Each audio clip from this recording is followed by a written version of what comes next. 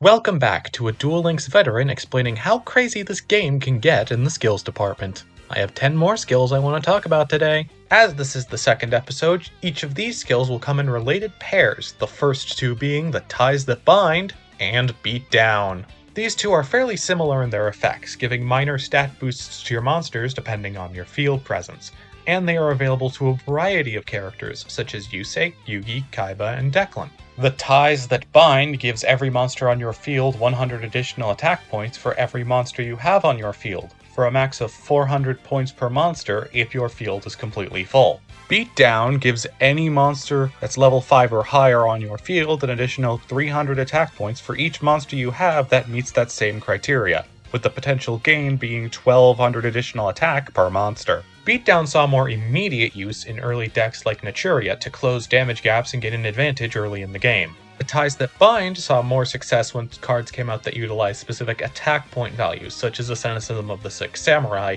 but it is still a pretty good way to put up more damage. Beatdown did see a few changes early on to add the part where only high-level monsters could benefit from gaining the attack boost rather than just requiring you had it to get the boost, but that didn't change much in the long run, unlike the next skill, Kaiba Corp Bling. This Mokuba exclusive skill had two effects. The first was a 1.5 multiplier to your duel assessment, which affects how many rewards you got after the duel.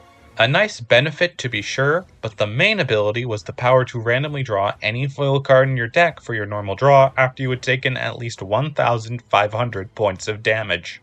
Since foiling in Duel Links was random upon obtaining the card outside of certain distributions, this wasn't that useful, especially compared to the effort and real-world money it would take to get all the cards you wanted to top deck in foil and all the ones you didn't want in non-foil, especially with Destiny Draw being way easier to use with no randomness or foiling and only being 500 more life points to meet the qualification.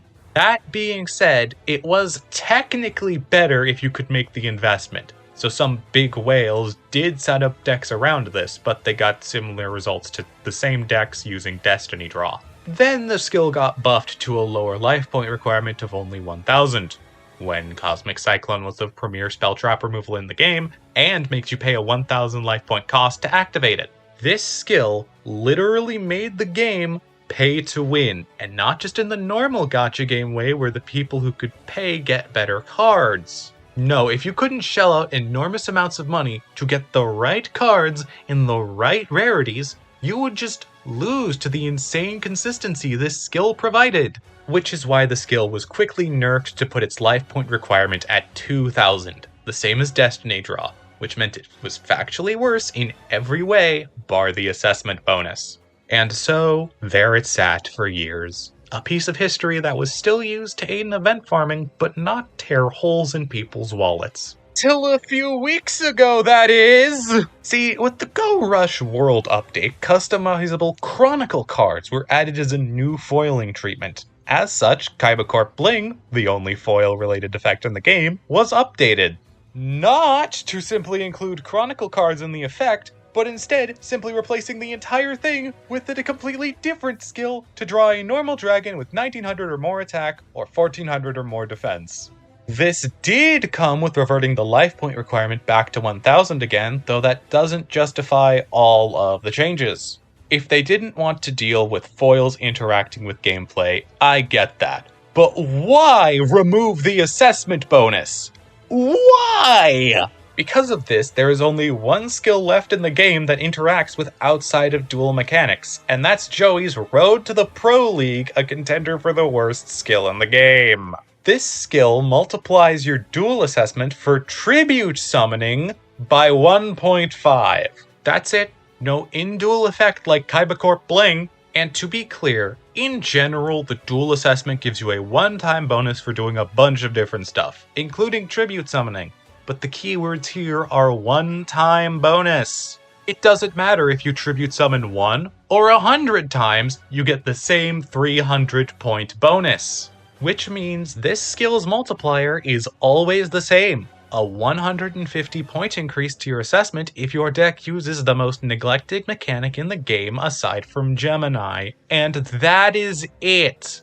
It's so bad, I wish to erase it from existence. a thing you can do with the next pair of skills. Mind of the Plana and You Don't Deserve to Exist in My World are two skills that have the power to completely erase cards from play. The cards do come back after the game, but otherwise they are completely removed from the duel, beyond any and all retrieval. You Don't Deserve to Exist is exclusive to Aigami, and works on an opponent's monster that is equipped with a card and whose attack is boosted by at least 1,000, though not necessarily from said card.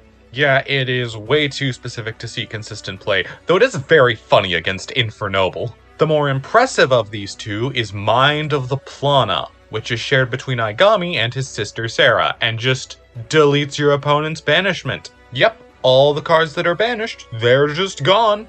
It's really good if banishment-focused decks ever become relevant, which isn't an uncommon event. However, its more effective use is in converting temporary banishing effects like those of number 70 into the most permanent form of removal the game has ever seen, which is objectively hilarious. But how about instead of deleting cards, we added some? The skill Overlay Control is usable by every Zexal character, and simply sets the spell Overlay Network to your field on your first turn if you have at least 5 Xyz monsters in your deck.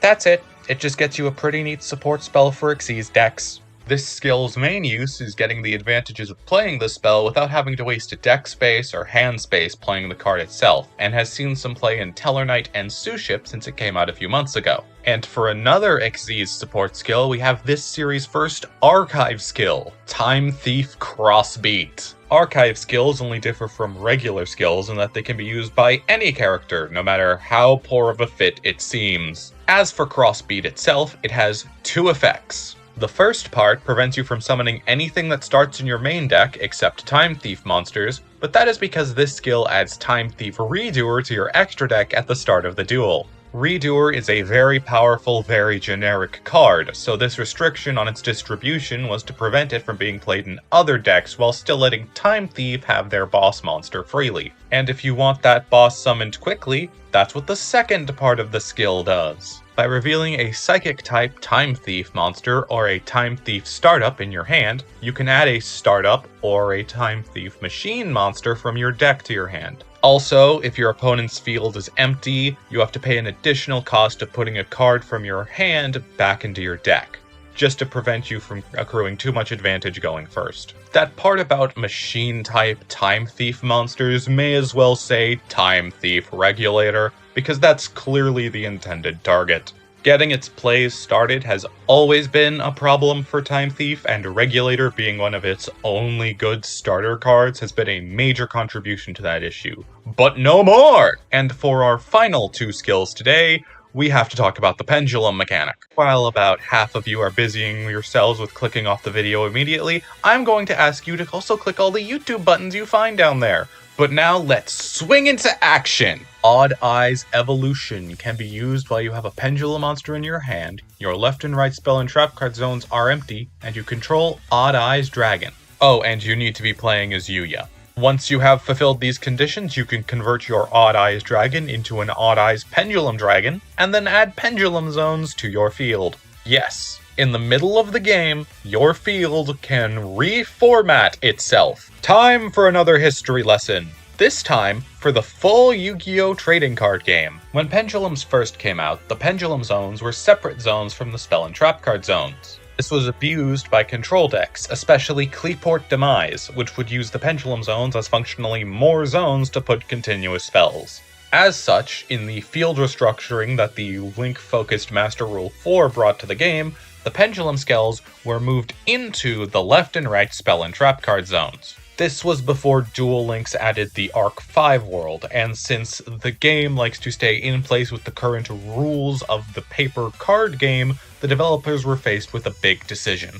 Speed Duel rules only have 3 monster and 3 spell and trap card zones, so if you stuff the scales into the back row, that would leave Pendulum decks with only 1 spell and trap card zone to work with. This means that if there is a Pendulum deck that has any card they want to stay in their back row in addition to their scales, like DDD and their Dark Contracts, then they cannot use any other spell or trap cards. Thus, all of the Arc 5 characters came with a plethora of skills to add the original style Pendulum Zones to your field, freeing up your back row slots for normal spell and trap card plays as long as you met the skills requirements. Odd Eye's evolution is the most unique in that it does this in the middle of the duel instead of at the start, although it is admittedly for a sick reference to Yuya's first duel in Arc 5. That does, however, make it less useful. But if a useful pendulum skill is what you want, how about Swing into Action Pendulum Summon? This skill is available to characters which originate in Arc 5's standard dimension, such as Yuya and Silvio, and has no specific requirement to gain the pendulum scales. It does, however, come with a bonus effect that can be used while a pendulum monster is in your extra deck, and lets you move any monster in your extra monster zone to the main monster zone below it. This is here to keep your extra monster zone clear, as pendulums coming out of the extra deck must go to an extra monster zone due to the aforementioned Master Rule 4 related changes. This is essentially the default fallback skill to any pendulum deck that doesn't already have a related pendulum skill, but wants to have the zones anyway. And in that role, it served fairly well, being used by decks such as Dynamist and Soulful Cord for a bit until they found more specific stuff or just generally fell out of the metagame. Well, that's all for today. Come back next time for more of this game's special flavor of crazy. Until then, goodbye!